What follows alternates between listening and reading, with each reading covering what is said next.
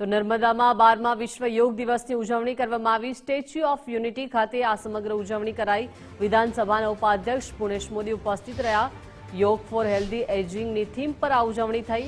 યોગ એક જીવન જીવવાની કળા હોવાની વાત પુણેશભાઈ મોદીએ કરી છે। સાથે જ કહ્યું છે કે યોગથી મનુષ્યનું જીવન સ્વસ્થ રહે છે। योग मिटावे रोग। योग ने कारणे अनेक फायदा है। योग फक्त आसन नहीं, योग फक्त कसरत नहीं, परंतु योग एक जीवन जीवनी कला है। योग एक साधना है અને યોગના માધ્યમથી દરેક મનુષ્યનું જીવન એ સ્વસ્થ બને છે, તંદુરસ્ત બને છે, ફિટ બને છે। તંદુરસ્ત વ્યક્તિ જ રાષ્ટ્રનું નિર્માણ કરી શકે। તંદુરસ્તી દરેક વ્યક્તિની ખૂબ અગત્યની હોય, જેને કારણે યોગને ખૂબ મહત્વ આપવું